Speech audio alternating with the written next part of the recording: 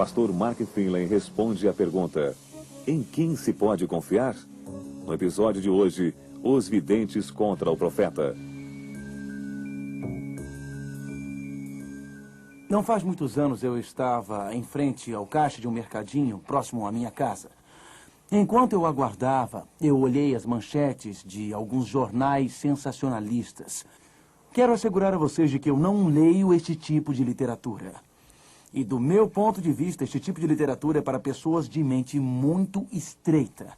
Para se acreditar neste tipo de sensacionalismo, tem que se ter uma mente muito estreita. Então, quando eu estava parado em frente ao caixa, eu olhei para este jornal sensacionalista, e eu olhei muitas vezes, eu olhei 2 vezes, depois eu olhei 3 vezes. Então eu parei, olhei de novo e eu o comprei. Porém, eu quero assegurar a vocês de que o motivo que me fez comprar o jornal foi por causa da manchete que dizia assim: predições bíblicas para 1996. E eu queria descobrir o que estes jornais falavam sobre as predições bíblicas para 96. Portanto, se você está interessado nas predições bíblicas para 96, aqui estão elas. Número 1. Fevereiro de 1996. Me desculpem, já passamos desta data, mas de qualquer forma, milhares e milhares de pessoas seriam convertidas ao cristianismo. Eles perderam esta e não foi a única. Em julho, uma imagem de Jesus mais alta do que o Corcovado apareceria sobre a capital dos Estados Unidos e milhões se converteriam. Na primavera de 1996 estaria prevista uma grande seca e milhões de pessoas morreriam de fome por todo o país. Em julho e agosto, os 4 cavaleiros seriam vistos nos céus de Montreal, isso em 96, e depois sobre Copenhague. Então, em setembro, um dos maiores eventos de todos, um evangelista estaria pregando. As câmeras estariam gravando em vídeo. E isto é verdade, isto era o que aquele jornal estava dizendo. Esse pregador seria levado para o céu. E eu estava louvando ao Senhor, pois talvez fosse eu, talvez numa de nossas conferências. Porém, eles disseram que seria em setembro. Então, eles perderam nossa gravação aqui e com certeza não seria eu. Quando eu li isto, eu pensei, estas são as supostas predições bíblicas para 1996, e fiquei procurando quantos textos bíblicos o artigo tinha. Li todo ele. E não havia nenhum texto bíblico. Então eu disse para mim mesmo, por que os diretores destes jornais sensacionalistas, por que os editores destes jornais sensacionalistas publicariam um artigo e transformariam este artigo na principal manchete de seu jornal, Predições Bíblicas para 96? Por que fariam isto? Fariam isto por serem estudantes de profecias bíblicas? Seria esse o motivo? Ou fariam isto porque teriam o desejo sincero de ensinar as pessoas sobre a Bíblia? Você acha que é isto? Por que você acha que eles fariam isto? Eles são motivados por um profeta, Margem. E eles sabem que precisam vender jornais. Agora, isto me leva a pensar numa coisa. Se eles são motivados pelo profeta Margem, cujo lema é dinheiro, eles sabem que uma manchete com as profecias bíblicas para 96 vende. O que eles sabem? Eles sabem que ao redor do mundo, homens e mulheres estão com a febre do milênio. E estão olhando para o ano 2000. E se eles publicam que alguma coisa maravilhosa e decisiva está para acontecer, eles reconhecem que ganham vantagem com estas pessoas que olham conflito em nosso mundo e a instabilidade do mundo e imaginam o que o futuro trará. Isto me leva a uma pergunta. Nisto tudo há a palavra do Senhor? Existe alguma coisa que Deus tenha a nos dizer ao nos aproximarmos do fim dos tempos? O futuro é obscuro. O futuro é nublado. O futuro é incerto. O futuro está nebuloso. O futuro está escuro. O futuro é uma incógnita. O que o futuro nos reserva? Pegue a sua Bíblia, por favor, e abra em Daniel, no 2º capítulo. Porque aqui, nas antigas profecias de Daniel, Deus revela para nós um sonho no quarto de um antigo rei e prediz o futuro 2500 anos antes. E o mais maravilhoso sobre este sonho, e o mais maravilhoso sobre esta predição, é que nestes últimos 2500 anos, Os acontecimentos deste sonho se cumpriram. Todos os detalhes deste sonho já se cumpriram. Portanto, estes detalhes que já se cumpriram nos dão confiança para acreditar no que Deus diz que irá acontecer. Venha comigo para uma viagem há 2.500 anos atrás na história. Deixe sua mente voar pelas décadas, pelos séculos e milênios. De volta aos desertos arenosos da Babilônia. De volta ao palácio do rei Nabucodonosor. Abra sua Bíblia em Daniel capítulo 2. No segundo ano do reinado de Nabucodonosor, Nabucodonosor teve um sonho. O seu espírito se perturbou e passou-lhe o sono. E então o rei mandou chamar os magos, os astrólogos, os encantadores e os caldeus para que declarassem ao rei qual tinha sido o seu sonho. O rei foi dormir uma noite. E enquanto ele dormia no seu palácio, com seu pijama real, entre seus lençóis de seda, começou a se mexer e não conseguia dormir. Acordou no dia seguinte e disse: eu tive um sonho, mas eu não tenho certeza do que eu sonhei. Você já teve um sonho e acordou no dia seguinte e não se lembrou do que sonhou? Já teve esta experiência? Mas é claro, você diz: eu sonhei alguma coisa, mas eu não lembro do que era.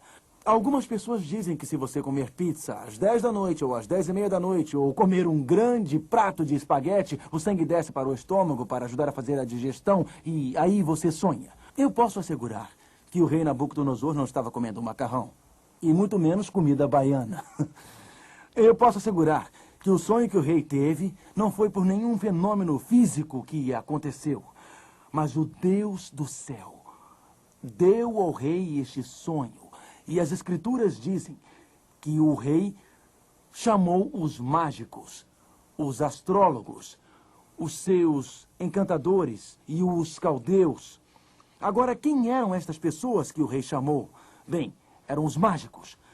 Eram os homens de confiança do rei. Eles derramavam óleo na água. Viam as mudanças e tentavam prever o futuro. Alguns mágicos também eram leitores de mãos, olhando para as linhas das mãos. Os mágicos tinham muitas cartas que eles jogavam. Mas uma das principais coisas que eles faziam era pegar uma vaca, os mágicos babilônicos, e a cortavam ao meio. E olhando o fígado da vaca, tentavam prever o futuro. Os astrólogos olhavam para as estrelas do céu. Existe uma diferença entre astronomia e astrologia. A astronomia é uma ciência que estuda os movimentos dos sistemas planetários no céu, mas a astrologia é uma subciência que olha para as várias constelações. E talvez você saiba que 3.000 jornais nos Estados Unidos têm colunas sobre astrologia. E muitas pessoas orientam toda a sua vida, toda manhã ao acordar, pelo horóscopo. Há algum tempo eu recebi uma propaganda de um cartão de crédito. Você já recebeu algo assim, não é verdade? Eu ia dizer lixo postal, mas talvez o melhor seja correspondência não solicitada. Eu recebi esta correspondência com uma propaganda de um cartão de crédito que dizia que ao pedir este cartão você receberia uma assinatura grátis de um horóscopo. Eu joguei aquilo fora o mais rápido possível, não queria nem estar perto daquele cartão. Os astrólogos, tentando guiar a vida pelo movimento das estrelas nos céus. Os videntes usam os fenômenos psíquicos, as ondas cerebrais, a telepatia mental, com o intuito de predizer o futuro. Você deve estar se perguntando quem são estes caldeus do capítulo 2. Os caldeus eram a elite educada, os mestres. Então o rei Nabucodonosor entrou em contato com todos aqueles que pensavam que sabiam alguma coisa. Todos os maiores sábios do mundo. E disse: mágicos, joguem o óleo sobre a água para me dizerem o futuro. Astrólogos, olhem para o céu e digam-me o que eu sonhei ontem à noite e o que quer dizer.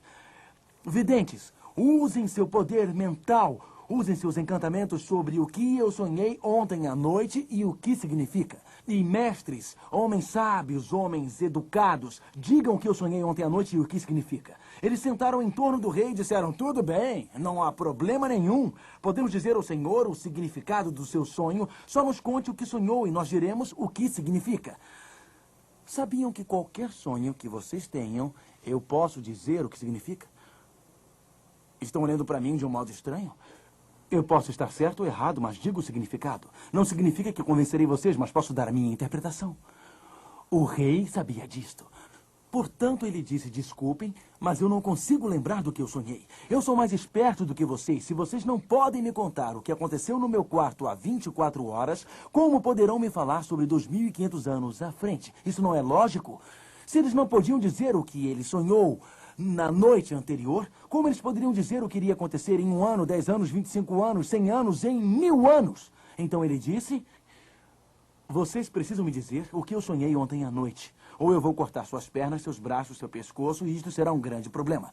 Vocês só precisam me dizer o que eu sonhei a noite passada. E o decreto decorreu pelo império. E ao passar por todo o império, chegou à casa de Daniel. Daniel não era um mágico ou astrólogo ou vidente, mas ele fazia parte da elite educada. Ele não estava no palácio. E quando o decreto chegou até Daniel, Daniel disse, espere. Daniel capítulo 2. Olhem com muita atenção para o verso 15. Aqui nós temos um problema insolúvel. Aqui está um grande mistério, aparentemente sem nenhuma solução. Aqui está a perplexidade diante do não revelado.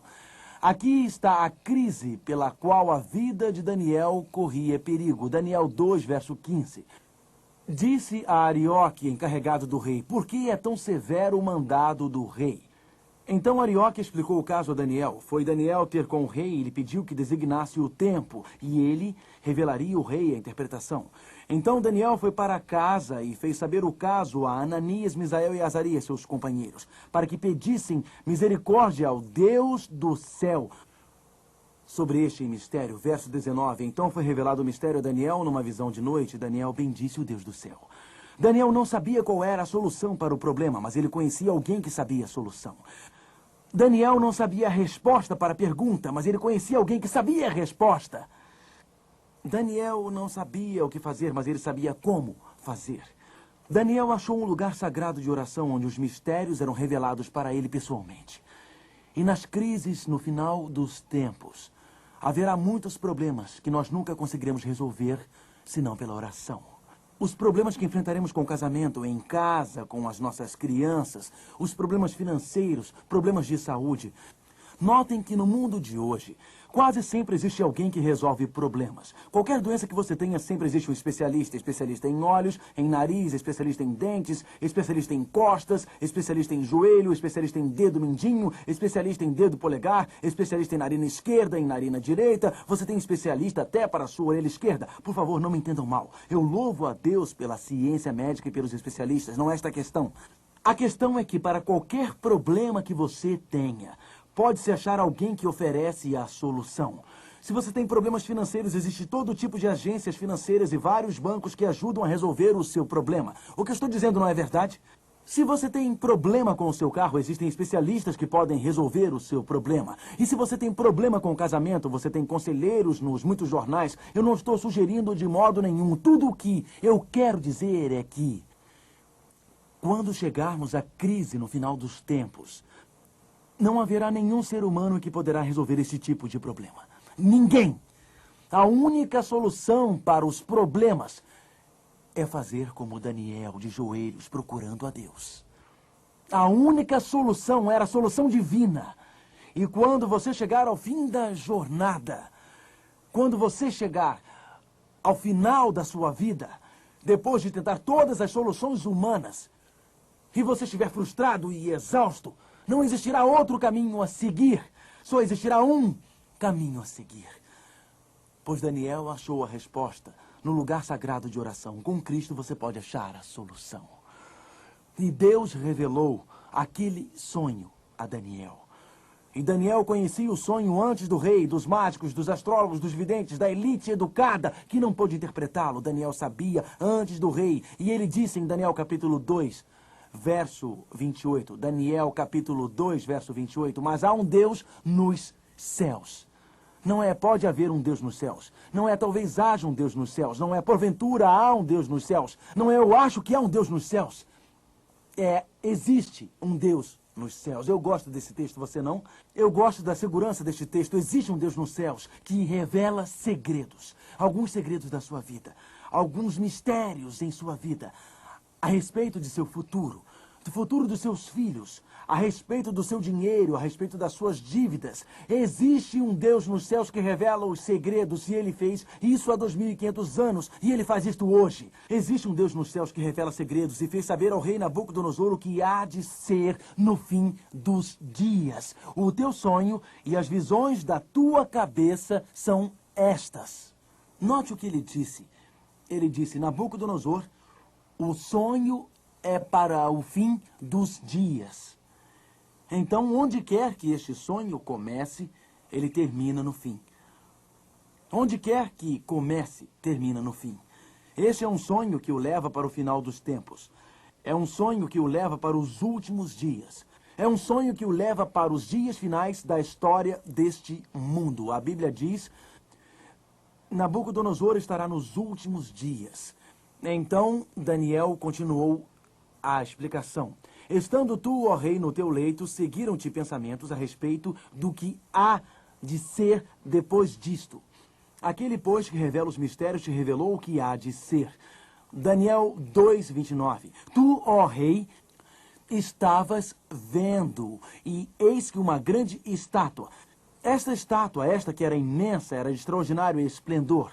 A cabeça era de fino ouro, o peito e os braços de prata, o ventre e os quadris de bronze, as pernas de ferro, os pés em parte de ferro, em parte de barro.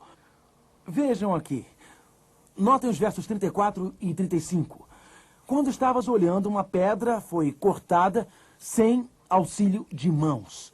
Feriu a estátua nos pés de ferro e de barro, e depois os esmiuçou. Então foi juntamente esmiuçado o ferro, o barro e o bronze, a prata e o ouro, os quais se fizeram como a palha das eiras no estio. E o vento os levou. Se você fosse Nabucodonosor, não estaria assustado? Daniel, foi exatamente isso que eu vi em meu quarto. Uma imagem com uma cabeça de ouro, com o peito e braços de prata, com os quadris de bronze, com as pernas de ferro e os pés de ferro e barro. Então eu vi uma pedra, não cortada por mão, vindo e destruindo a imagem pelos pés, transformando tudo em pó. E esta pedra se transformou em uma montanha que encheu toda a terra. Agora, se você fosse Nabucodonosor e Daniel tivesse acabado de contar o seu sonho, o que você diria a Daniel? O que você diria a ele? Diria, Daniel, este foi o meu sonho, mas a próxima coisa que eu quero saber é o que isto é o que quer? O que significa? Por acaso alguém já disse a você, levante a sua mão, se achar que as profecias bíblicas são uma questão de interpretação pessoal. Quantos de vocês já ouviram isto? Qualquer um pode supor qualquer coisa sobre profecias. Mas espere um minuto, nós acabamos de ver uma profecia sobre uma imagem com 4 metais, ouro, prata, bronze e ferro. Como vamos entender esta profecia? Talvez o que devemos fazer é pegar alguns pedaços de papel e passá-los para todos. E vamos supor que você nunca ouviu esta profecia antes. E eu vou passar estes pedaços de papel e todos vão tentar adivinhar o que significa. Vamos dizer, bem, ouro significa isto, uma nação muito rica, isto representa... Vamos passar os pedaços de papel para escreverem nele o significado. E eu fecho os meus olhos e tiro um e isto vai ser o que significa. Vamos concordar com isto democraticamente, não é? Você acha que este é o modo de interpretar uma profecia e deixar que todos interpretem do modo que parecer melhor? Quem deu esta profecia para o rei Nabucodonosor? Existe um Deus onde, nos céus, que faz o quê? Revela segredos. Então foi Deus quem deu esta profecia. Não faz sentido dizer que foi Deus quem deu a profecia para Nabucodonosor? Que Deus deu a profecia para ser interpretada? Isto não faz sentido para vocês? Isto não é lógico? Se Deus deu a Nabucodonosor o sonho que se refere aos últimos dias, a interpretação que Daniel deu a Nabucodonosor seria a que Deus deu a Daniel. Na verdade, lendo no livro de Daniel, capítulo 2, verso 36, Daniel 2, verso 36, Daniel 2, verso 36, esta é a interpretação. E qual é a próxima palavra? Qual é? Esta mesmo, eu ouvi alguém dizer. nós. Esta é a interpretação do verso 36. Este é o sonho e também a sua interpretação. Diremos ao rei: quem é nós? Deus e Daniel. Então isto não é apenas uma interpretação humana. Com certeza não é uma interpretação do Mark Feeling, mas esta é uma interpretação que Deus deu a Daniel, que deu ao rei e que escreveu neste livro. Notem: tu, ó rei, rei de reis, a quem o Deus do céu conferiu o reino, o poder e a força e a glória. Daniel e Deus estão explicando o sonho, a cujas mãos foram entregues os filhos dos homens, onde quer que eles habitem, os animais do campo e as aves dos céus, para que dominassem sobre todos eles. Tu és a cabeça de ouro. Então Daniel olha para Nabucodonosor e diz para Nabucodonosor: você, ó rei, é esta cabeça de ouro. Quem então representa a cabeça de ouro? Nabucodonosor ou o reino de Nabucodonosor? Devemos interpretar isto particularmente? Não, porque aqui na Bíblia diz: você, Nabucodonosor, é esta cabeça de ouro. Então Nabucodonosor, ou o reino dele, a Babilônia, representa a cabeça de ouro. O que o segundo metal representa, verso 39, depois de ti se levantará outro reino, inferior ao teu, como prata vale menos do que o ouro. Então o segundo reino se levantaria. Este texto não dá nomes, mas depois em Daniel é citado e nós veremos. E um terceiro reino de bronze. E então um quarto reino tão forte quanto o ferro, verso 40. Agora notem, no verso 41, onde você viu dedos e pé em parte de ferro e parte de barro, este reino será dividido. E então nós temos 4 metais. Quais são eles, por favor? 4 metais: ouro, prata, bronze, ferro e os dedos, sabe de quê? Barro e ferro. O primeiro metal, o segundo metal, o terceiro metal e o quarto metal, todos representam, de acordo com a Bíblia, um reino. A Bíblia diz que existe um primeiro reino, que é o reino de Nabucodonosor, chamado como Babilônia. Então, se você olha para os metais, estes metais desta imagem estão em ordem decrescente de valor. Os 4 metais representam os 4 grandes reinos. O primeiro, a cabeça de ouro, representa a nação da Babilônia. Eu imagino qual a nação que viria depois de Babilônia. Que nação viria depois de Babilônia? A Bíblia nos ajuda a saber isto. Volte para Daniel, capítulo 5. Daniel, capítulo 5, e vamos ver imediatamente que estes 4 metais representam 4 reinos. O primeiro representa a Babilônia. Que nação veio depois de Babilônia, que seria o segundo metal representado no peito e nos braços de prata?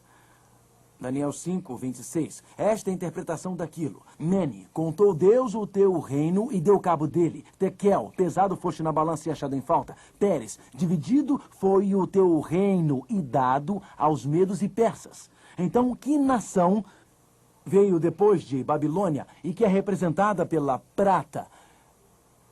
Qual a nação? Os medos e os persas. Mas os persas duraram para sempre? Duraram?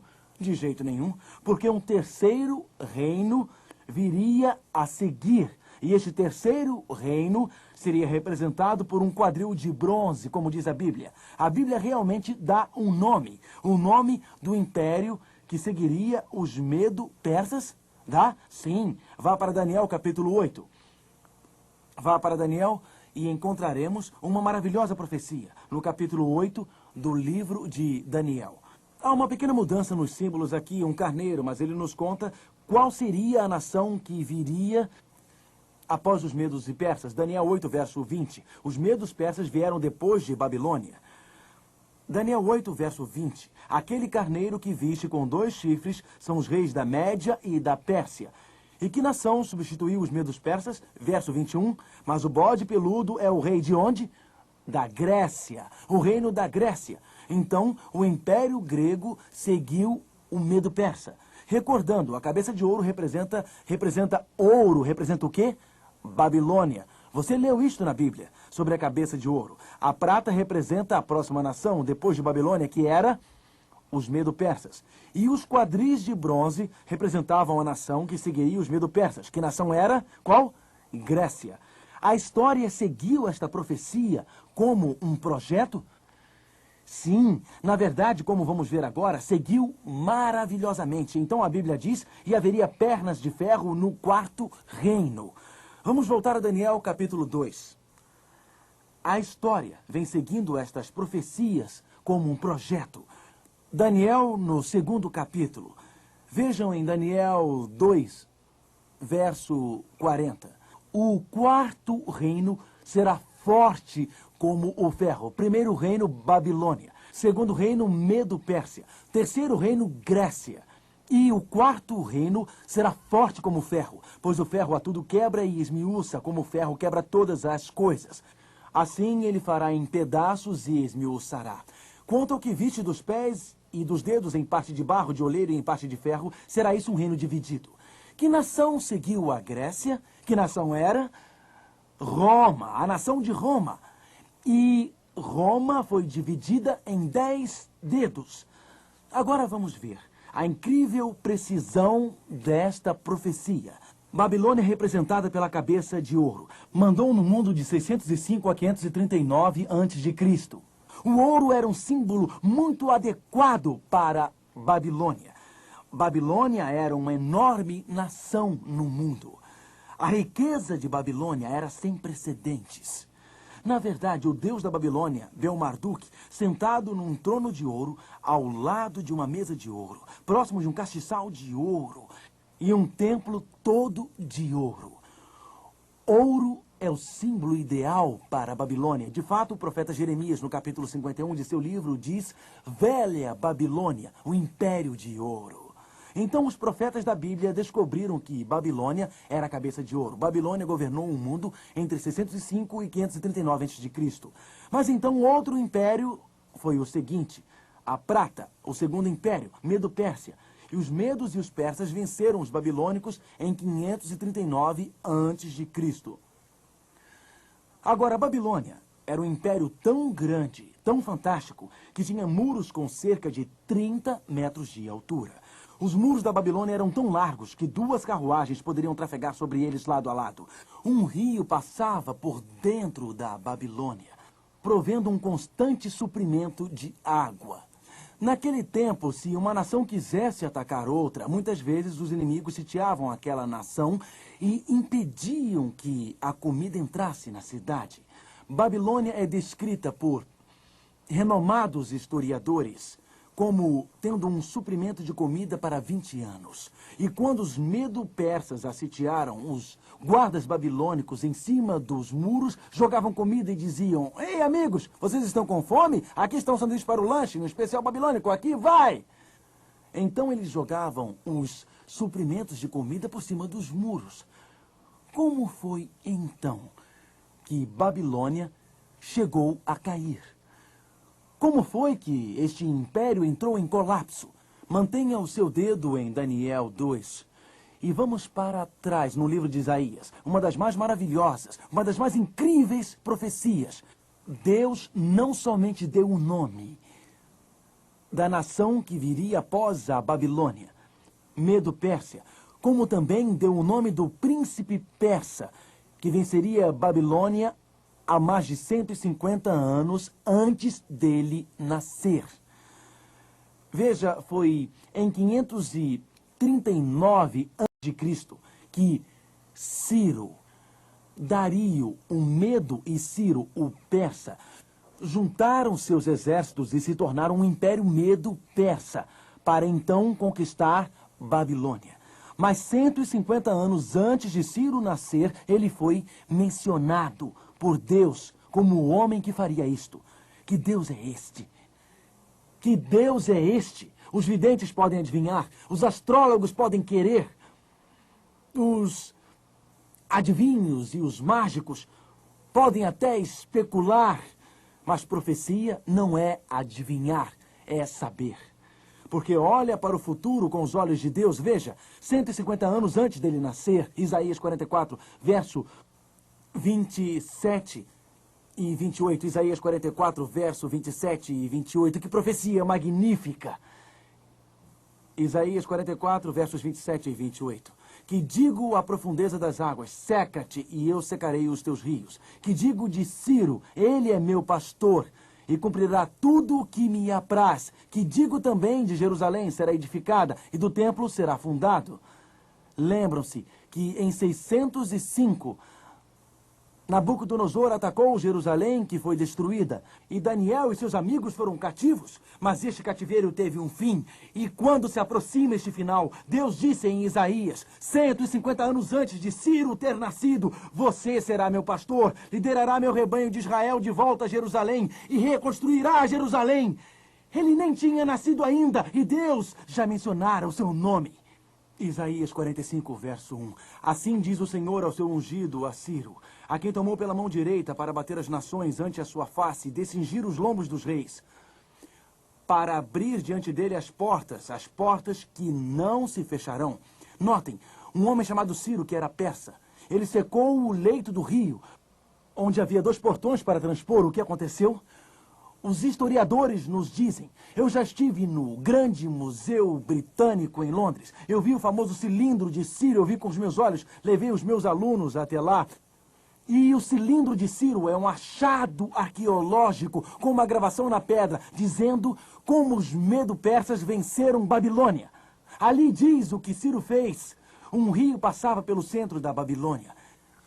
E ele cavou um grande reservatório, o rio acima. Desviou o rio para o reservatório e secou uma parte do rio. E marchou pelo rio seco sob os portões. Mas ainda tinha uns muros ao longo do rio seco. E qualquer um que passasse pelo primeiro muro tinha que enfrentar os demais muros. Mas os portões interiores foram deixados abertos porque os babilônios estavam bêbados, festejando naquela noite. Portanto, o rio estava seco. E os portões estavam abertos. Ciro foi mencionado 150 anos antes de nascer, e os medo-persas conquistaram a Babilônia. A profecia não adivinha. A profecia sabe. A Babilônia segue-se. A Medo-Pérsia, exatamente como a Bíblia previu. A Bíblia diz, outra nação se levantaria, e assim aconteceu. Olhando para a nação grega, notamos que ela dominou o mundo de 331 a.C., até 168 a.C., Alexandre o Grande, aquele famoso líder grego que conquistou o mundo com a idade de 32 anos e depois morreu. Ele realmente morreu de forma estúpida, pensando que tinha conquistado o mundo. Jesus morreu na cruz com 33 anos, com pregos em suas mãos e uma coroa na cabeça. O sangue escorrendo por sua face, foi assim que ele morreu, conquistando o verdadeiro domínio do mundo. Jesus e Alexandre, um tinha todos os reinos deste mundo, porém morreu sem nada. O outro não tinha nada neste mundo, porém morreu tendo tudo. Qualquer pessoa que se vende para os Alexandres desta terra, os quais oferecem o domínio do mundo, quando chega o fim da vida, alguém diz, em seu último suspiro, quando está morrendo, a terapia não funcionou, a quimioterapia não funcionou e você está deitado na cama. Seu último suspiro, quando um ataque cardíaco o leva, e está sendo levado para o túmulo. A única coisa que importa é ter conhecido Jesus.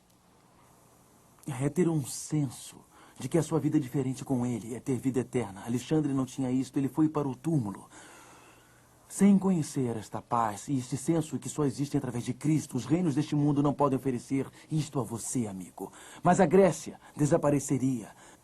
E um outro reino se levantaria, Roma, que dominou o mundo de 168 a.C. até 351 d.C., as pernas de ferro. Agora preste atenção. Ouro, prata, bronze e ferro estão em valor decrescente. O ouro é o mais valioso, a prata é a menos valiosa. O bronze é menos valioso, o ferro é menos valioso. Estamos caindo geração após geração na história, onde a moralidade está se desgastando dia após dia, onde não existe limite para a sociedade, onde a sociedade finalmente chegar, os pés de ferro e barro desmoronando e toda a sociedade está prestes a cair.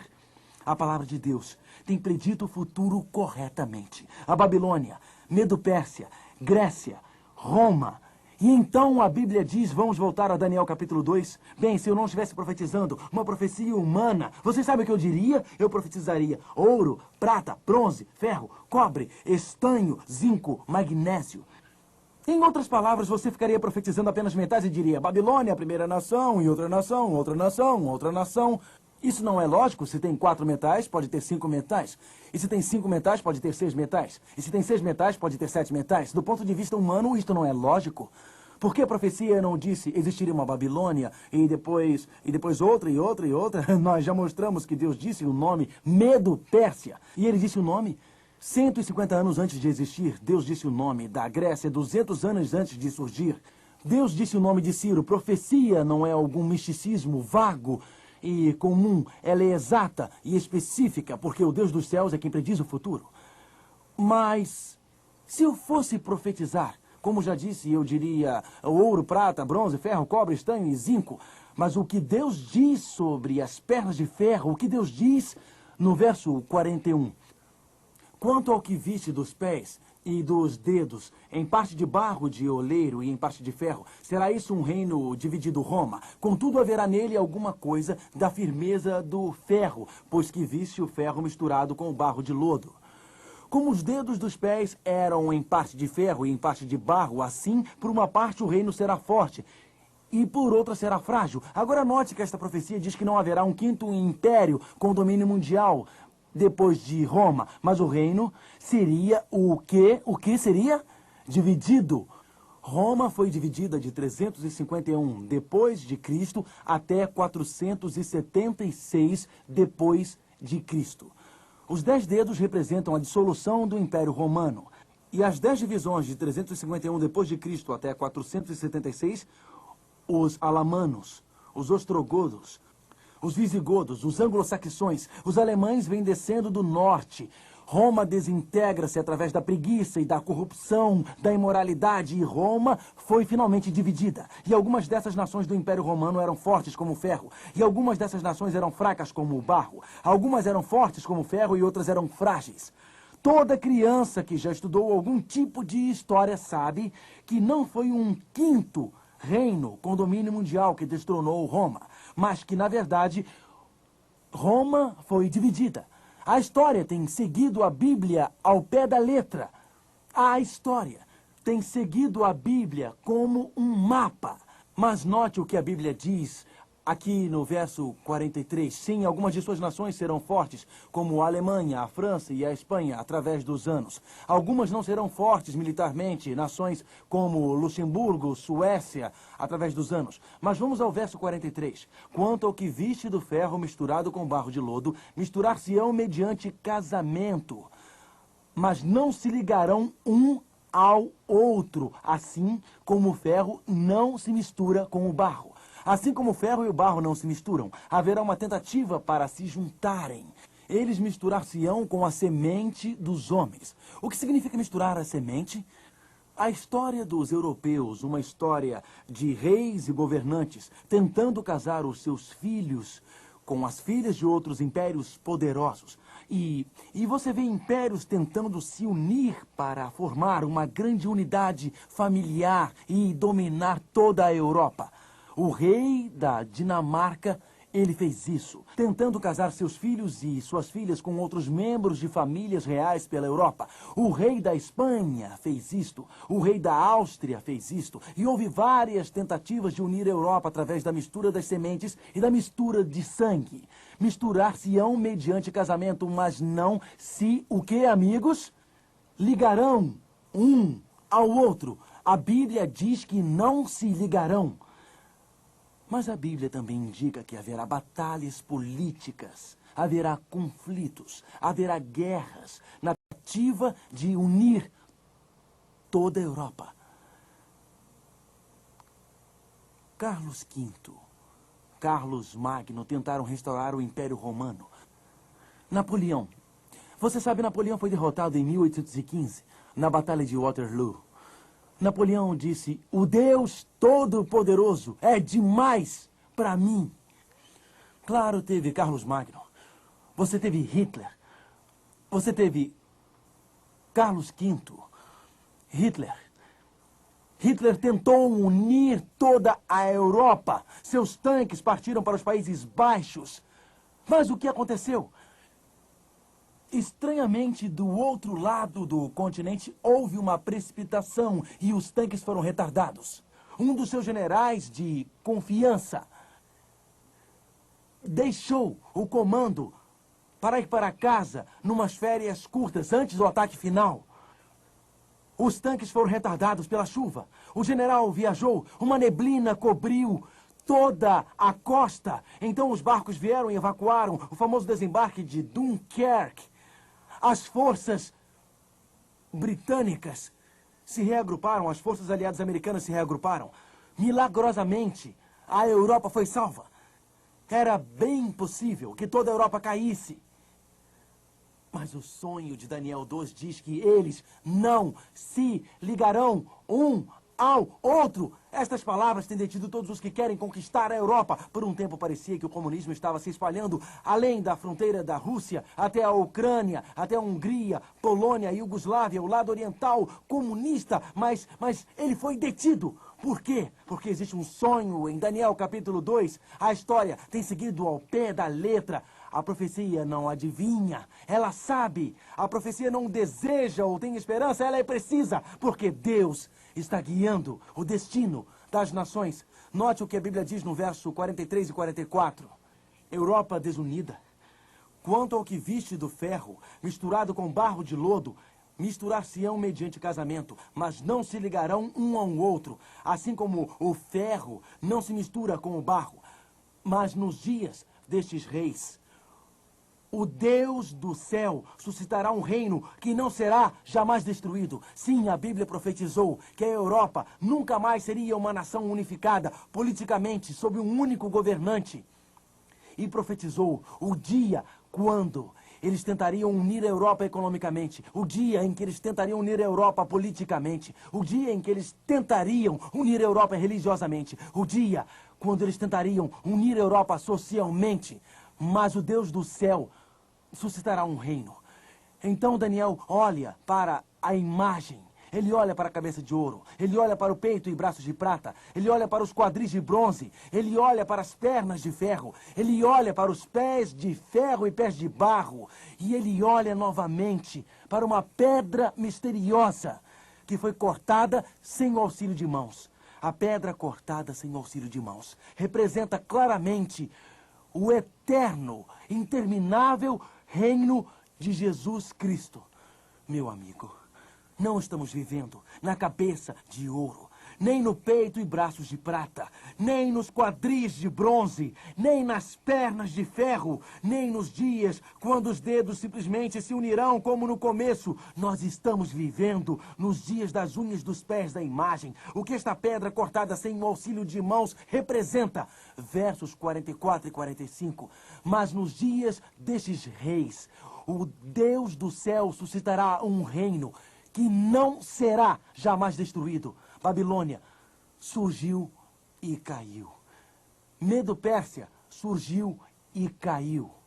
Grécia surgiu e caiu. Roma surgiu e caiu. Mas então, uma pedra cortada sem auxílio de mãos, a tentativa de unificar a Europa, despedaça a imagem. E qual o reino que permanece para sempre? Vamos ao verso 45. Verso 44. Mas nos dias destes reis, o Deus do céu suscitará um reino que não será jamais destruído. Este reino não passará a outro povo, esmiuçará e consumirá todos estes reinos, mas ele mesmo subsistirá para sempre. Como viste, do monte foi cortada uma pedra sem auxílio de mãos, e ela esmiuçou o ferro, o bronze, a prata e o ouro, e o grande Deus fez saber ao rei o que há de ser futuramente.